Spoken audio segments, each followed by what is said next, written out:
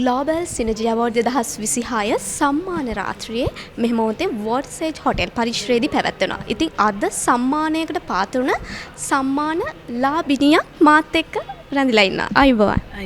ඔව් මම දැනගන්න කැමතියි ග්ලෝබල් සිනර්ජි අවෝඩ් 2026 ඔබතුමිය අද නිර්දේශ වෙලා ඉන්න අවෝඩ් කැටගරි එක මොකක්ද? National Leadership and Social Impact යටතේ.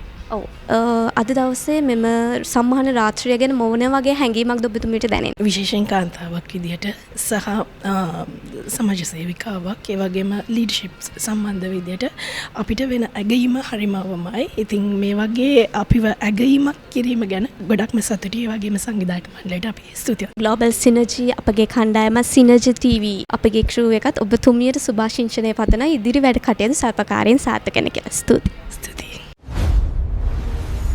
Global Synergy Awards 2026.